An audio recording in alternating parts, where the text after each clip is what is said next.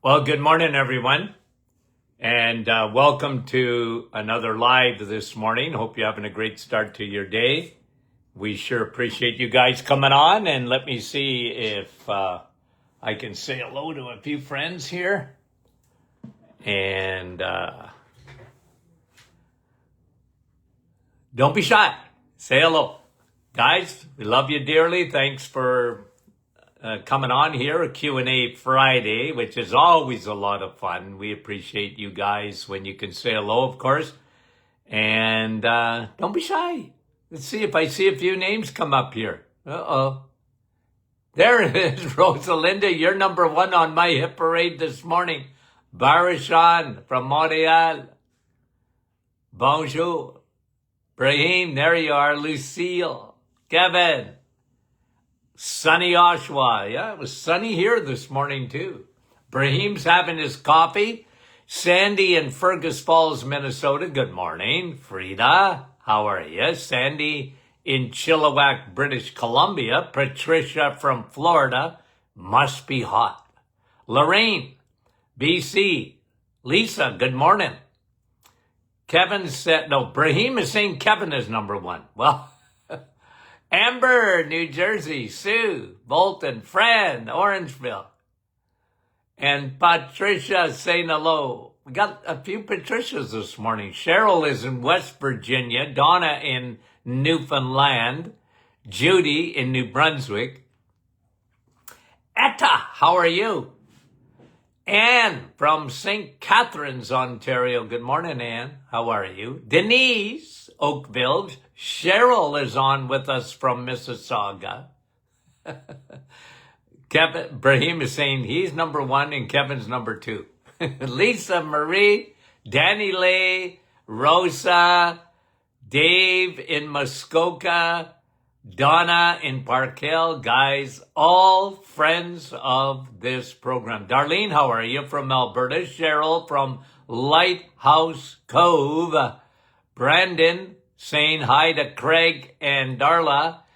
Eileen in Brampton. Terry, how are you? In Long Island, New York. Dennis from Norwich.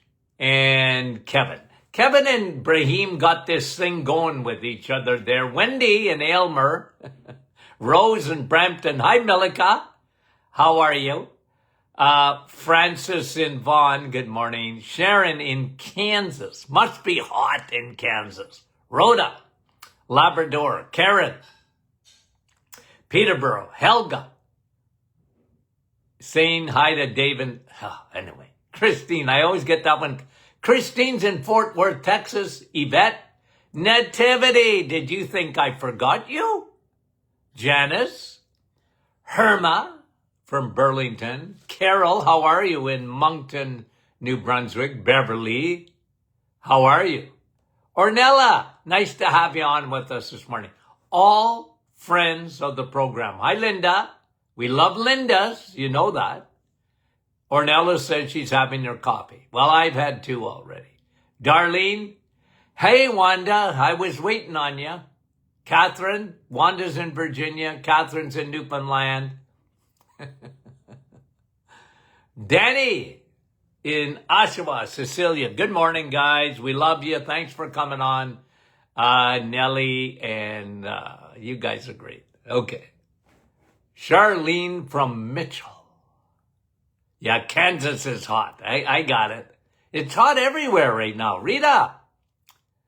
And Nativity's asking how I'm doing. I'm just doing great. Great. One of my favorite parts of the day is right now with you guys. Love it. Enjoy it. Kathy, Sandra, and Rita, we love you. Thanks for coming on. Hey, Lucille's asking a good question. She has trouble swallowing vitamins. She puts them, opens them up, puts them in yogurt. Does she get the same effect? Absolutely.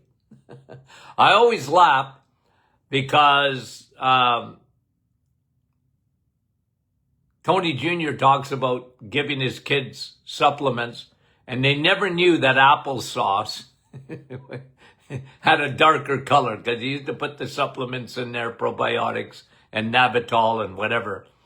And yeah, absolutely. If you got to use yogurt, a lot of people have to do that. They open up an applesauce or whatever and open up the capsule, put it in there. No problem, Lucille, whatsoever. You still get all the benefits, man. Okay? The capsule is just a delivery mechanism, okay? The veggie cap that we use. It all dissolves when it gets into your stomach acid anyways, right? So, and then the substance, whether it be a probiotic or DHA or whatever you're taking, absolutely, you get it. Okay, no problem at all, Lucille. Thanks for the question. I'm glad you asked it. A lot of people ask that question, and they're not quite sure about what to do about that. Dr. Martin, what are you recommending for biliary cholangitis? Well, you know what that is?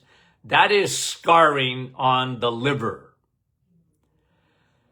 And, usually you diagnose it when your liver enzymes are elevated or whatever. You gotta, and they usually do an ultrasound or whatever to see where you are and if, is it fatty liver or is it biliary cholangitis? Oh, give it to medicine to give it a long name. Okay? Who cares? It's scarring of the liver. Look, very important, okay? You got scarring of the liver, no alcohol. And nothing that acts like alcohol. Because alcohol goes directly to the liver. Don't pass go. Straight to the liver. But so does high fructose corn syrup. So, Rafaela, no more sugar. Especially because now they use high fructose corn syrup and everything. Don't drink any fruit juices. You can eat fruit, but don't drink the fruit juice. Okay? Eliminate that. Eliminate sugar. Eliminate, carbs that turn to sugar rapidly because they just pack up your liver and make your liver work even harder. Okay? So that's what I recommend. Marion mentioned, Dr. Martin mentioned the PSA test, and didn't give the name of the doctor who wrote the book. I got the book right in front of me. Okay, so for those of you watching this morning, you're going to see this writing upside down, but I got the book, okay? And it's called my word, I'm having trouble pronouncing today. The Great Prostate Hoax. Okay? How Big Medicine hijacked the PSA test and caused a public health disaster by Richard Alblin. Okay? Richard Alblin, PhD, who invented the PSA test. And what he's saying in the book, he repents in sackcloth and ashes. Why? Because they use this test to do biopsies on the prostate, and he said the test was never meant for that. It was an antigen test to see if the prostate was inflamed or enlarged. And 99% of those things are benign until they start poking what they do with a biopsy on a prostate when the PSA is elevated often leads to, the doc says, look, your PSA is elevated. We better do a biopsy. And the biopsies, 14 needles are put in there. And there's so many side effects to that and that. Look, I've never been a big fan. If you go back on my podcast, if you go back on my radio show, I've been saying this for years and years and years. They're over-diagnosing. And he puts in some unbelievable statistics in there, in the book, on it's been a disaster for men. Now, understand, I'm not giving you medical advice. I wouldn't tell a man not to get a biopsy. That's a decision that a person makes. But they should get all the information so that they can make a very informed decision. Because, like I said, physicians, they've been duped by the PSA test. As if it means if it's rising, that's cancer. The guy who invented it says it's absolute bunk. It wasn't invented for that. That test is for inflammation and of the prostate, swelling of the prostate. And men after 50, good luck with that. Because it's, okay? I always laugh because I got a friend of mine. He said, okay, seniors go to the show, you know, they do the matinees, right? Because they go to bed early because they don't do. So he said, watch the men, Dr. Martin. They're going to get up halfway through the show and they got to go for a pee. He says, and then he says it like in French. That's a prostate, the prostate. Men got to get up and pee halfway through the show. I always laughed about it, just the way he said it, right?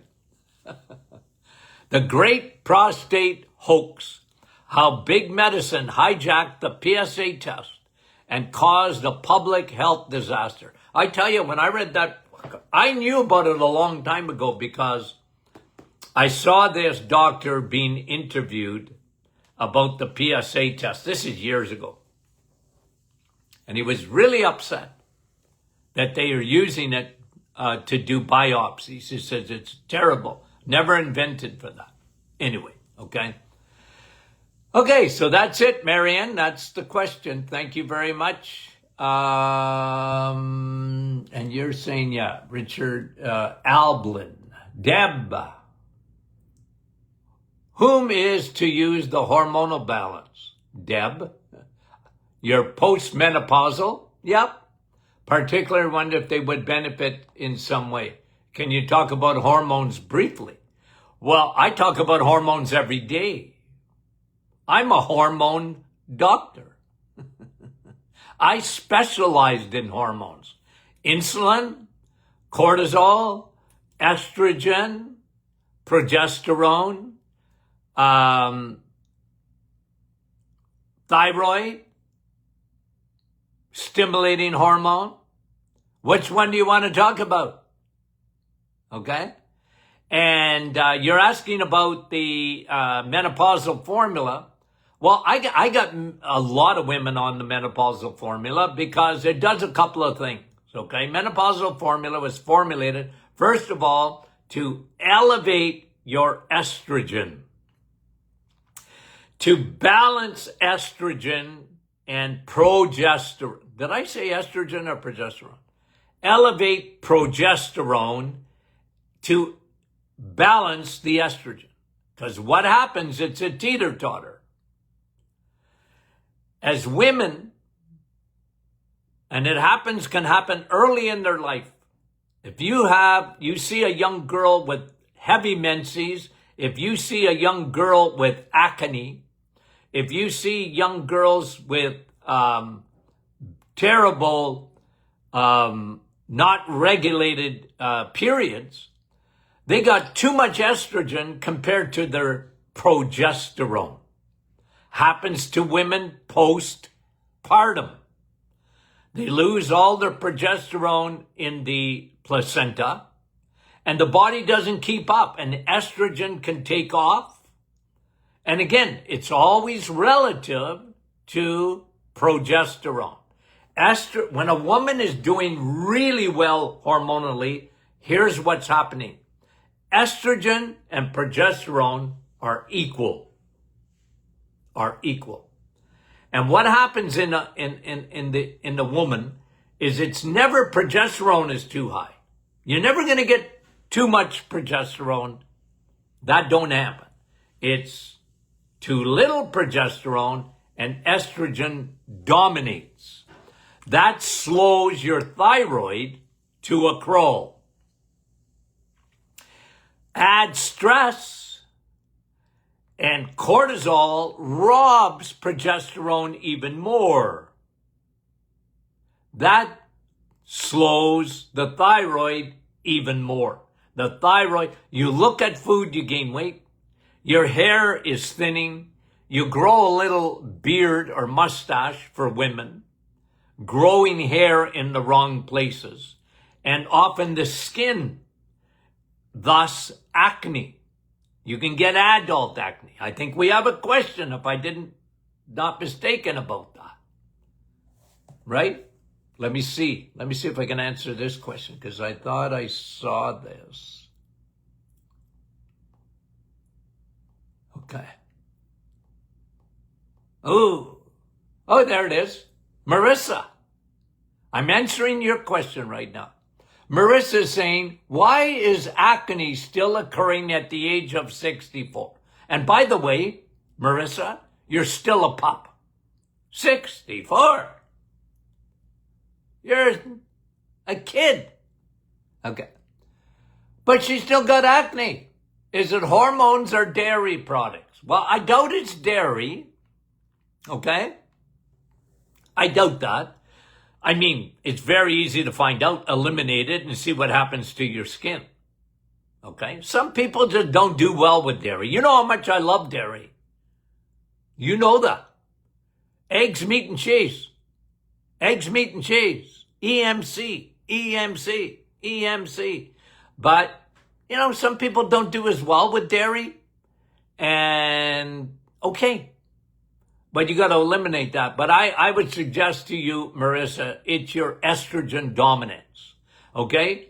So that's why I love the menopausal formula, because it balances the estrogen, progesterone, and it contains DIM, D-I-M, and DIM knocks out the xenoestrogens.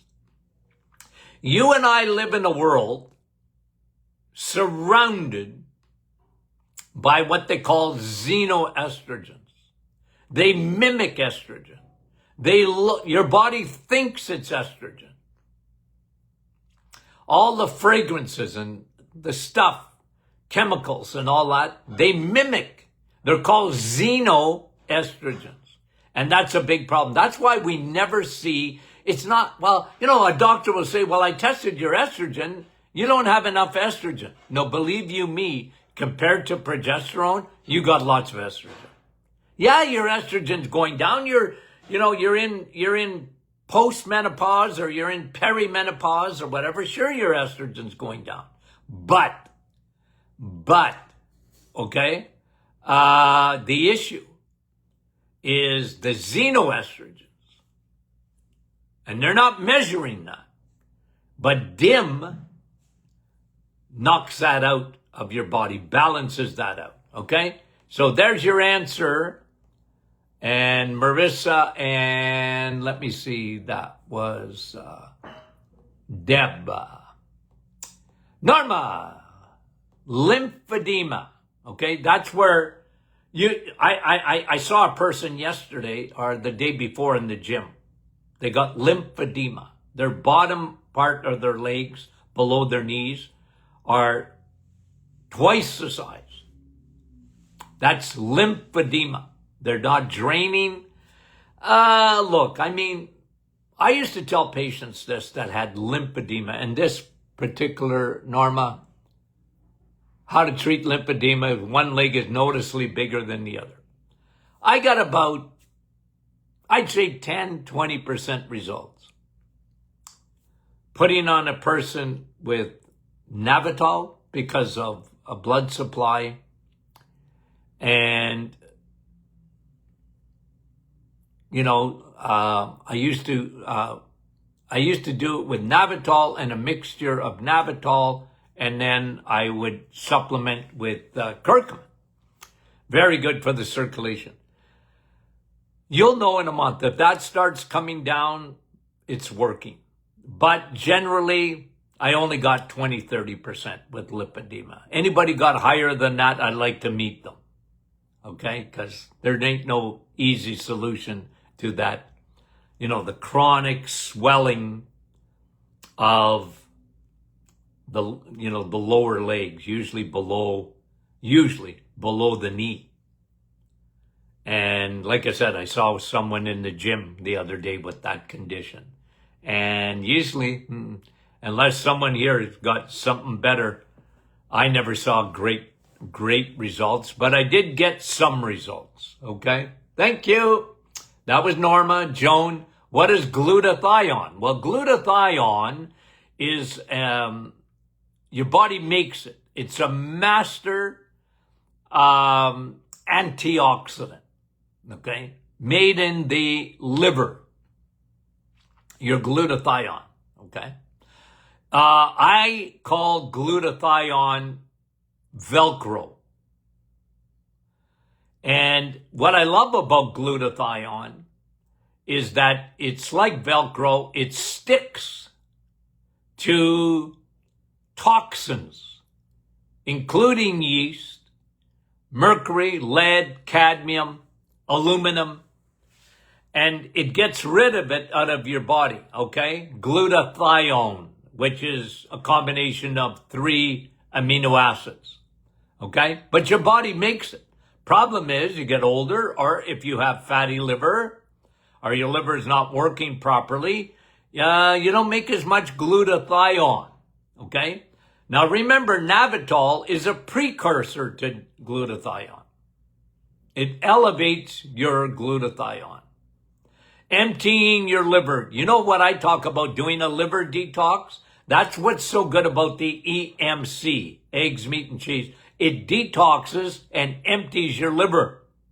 Because people today have a gummed up liver for number one reason is because they got a fatty liver, and that fatty liver comes from sugars and sugar molecules like bread, pasta, rice, cereals, juices, and all that gumming up your liver. So the more you empty your liver, the more glutathione you produce, okay? That you produce. That's glutathione, okay? Got the memo? Thanks for the question. And that was Joan. Sue. I'm laughing, Sue, because you're asking a question that's funny to me. Dr. Martin, are you for and against peanut butter?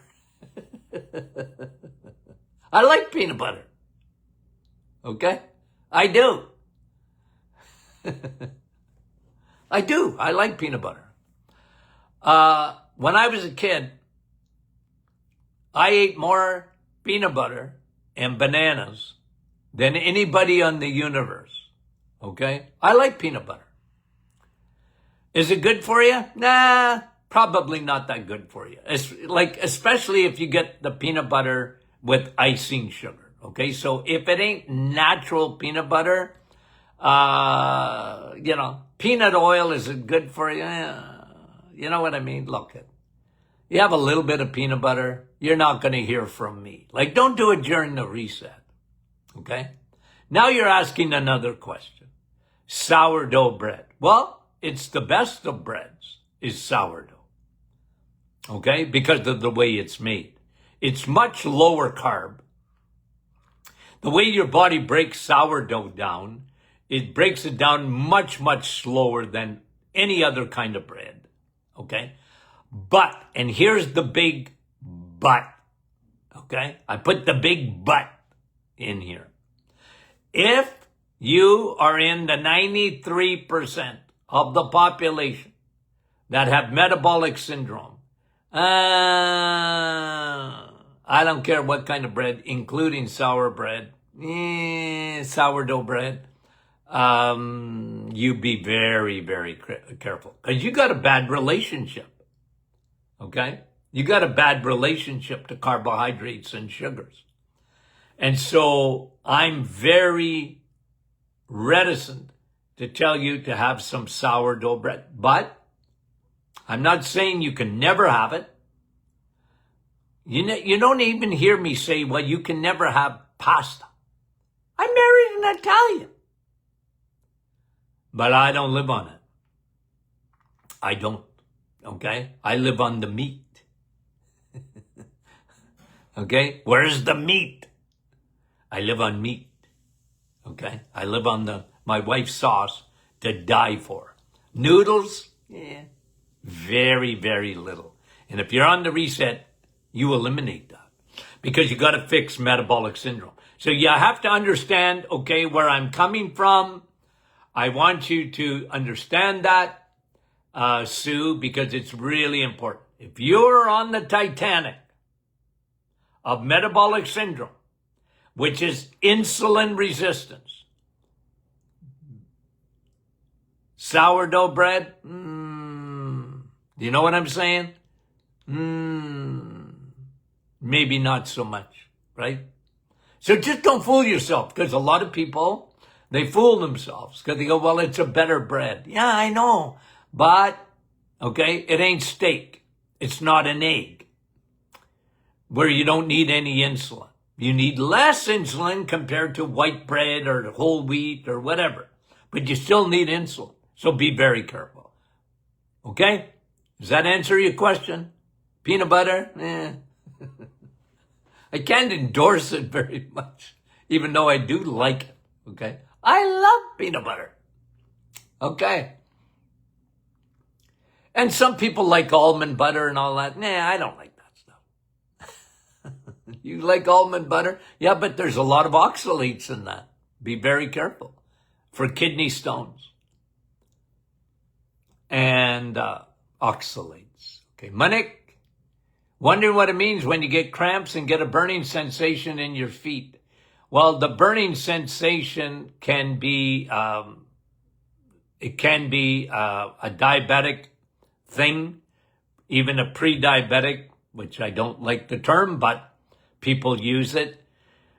You get, a neuropathy, which can be burning. Cramps, though, generally are dehydration, low electrolytes.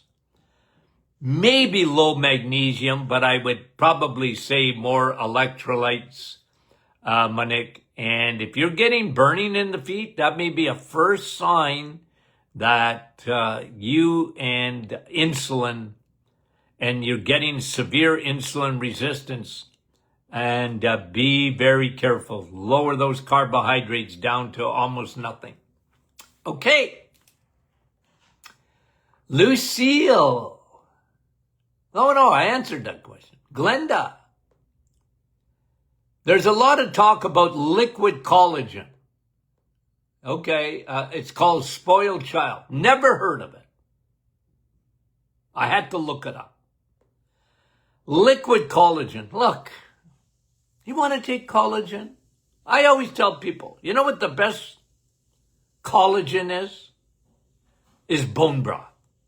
Make your own, or we make it for you. Okay? Bone broth, the best collagen that you can get. Liquid, I've seen a lot of them over the years. This is supposed, and they got very little. The amount of collagen in there is. I don't know this one called Spoiled Child. I just looked at it to see. It costs a lot, and there's not that much collagen in there. But I don't know. I've never tried it. I don't know anybody that did. And if it's a new thing on the internet, I don't know much about it. I do know a lot about collagen, though. I've been talking about collagen protein for a lot of years. I love bone broth, guys. It's the best. The best collagen is bone broth. Okay. So if you wanted liquid, drink a little bone broth. Glenda. Oh, no, that was Glenda. Sorry, Glenda. Marianne. Marianne is hold on a minute. She's confused. Okay. She had a flare-up of diverticulitis. No fun. No fun. I talked to someone yesterday that just went through several flare-ups of diverticulitis. Okay? And Marianne is baffled because she'd been eating EMC. Okay. Can't wrap my head around it. Okay. Now I have to lay off meat, and I don't want to. I've been eating steak pretty much every day for about 3 years.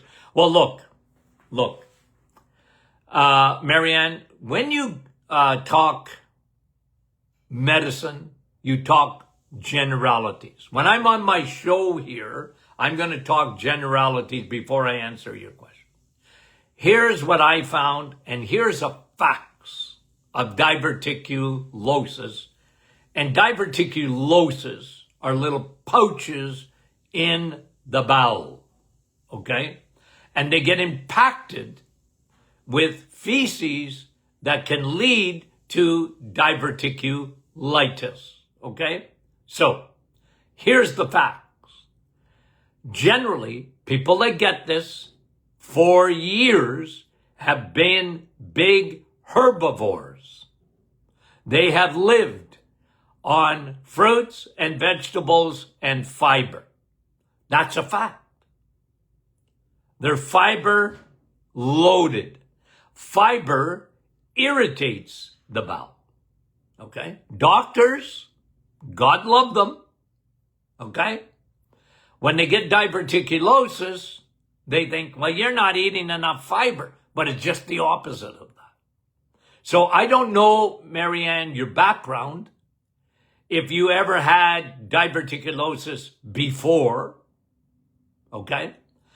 But this is what I found. When I found diverticulosis, I changed their diet that went from plant-based to animal-based, okay? And I always told them, and you've heard me on this program, fiber is overrated. People, they bought the fiber. Okay? They bought it since the 1960s, 50s, it was more 60s, and they went from bacon and eggs in the morning to cereal. Dr. Kellogg's lied. Okay? He lied about it. Well, you need fiber. No, you don't. The best fiber is water, first of all, and coffee. The best fiber in the world is water and coffee. It's the best thing for your bowel. Okay, so you're confused, Marianne, because you've been eating real good and you got a flare-up. Well, okay, again, now we're talking individuals, but I had to give you the general background because it was just the opposite. I saw in the office, and I mean it, I rarely ever saw a man, first of all. I did, but I rarely. Men diverticulosis is rare compared to a woman. And it was quite simple because women bought the salad lie. Okay? I should write a book. The Salad Lie. Okay? You're not a herbivore. You don't have cellulase. You don't even make that enzyme. You're not a rabbit. A rabbit has cellulase. You don't. You're not a cow. A cow has 4 stomachs to break down all that salad, grass. Okay? Salad is just glorified grass. Okay? Now, I'm joking to some extent, okay? But I'm serious. I don't know how many patients over the years I helped so much with their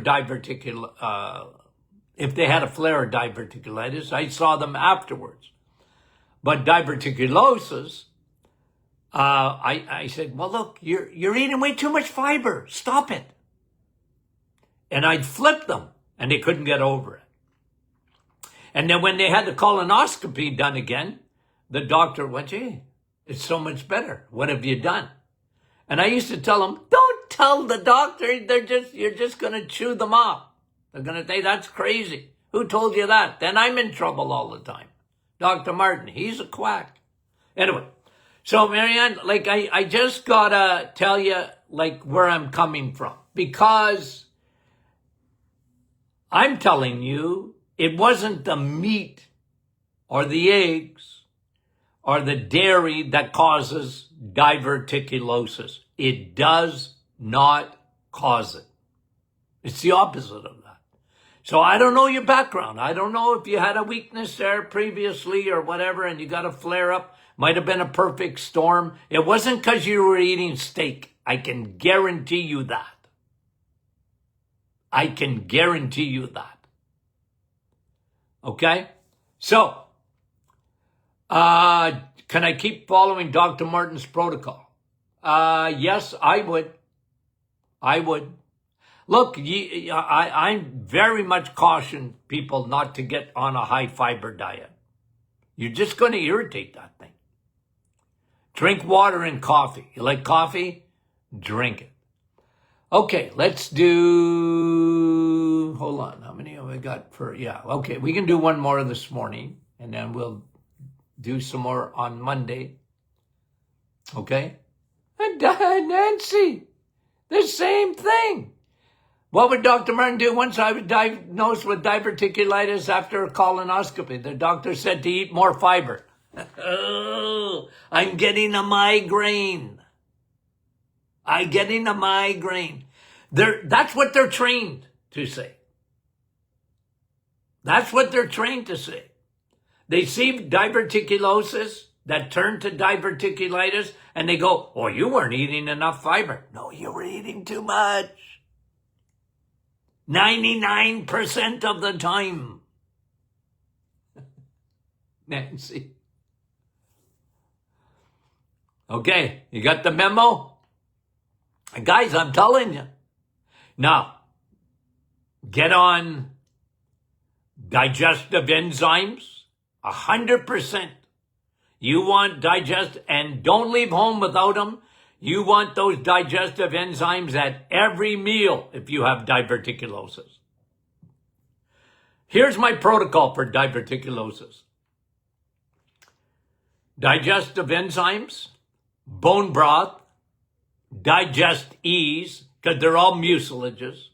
Bone broth is very important to regenerate the bowel, with the L-glutamine especially. Okay? Probiotic. Those 4 things. And even curcumin, because of its anti-inflammatory effect, and even the DHA. Do all of it if you have to, because you want to repair that. You want to repair those pouches. Okay? And I had tremendous success over the years with that protocol. Okay? Okay, guys. Love you guys more than you know. Talk to you soon.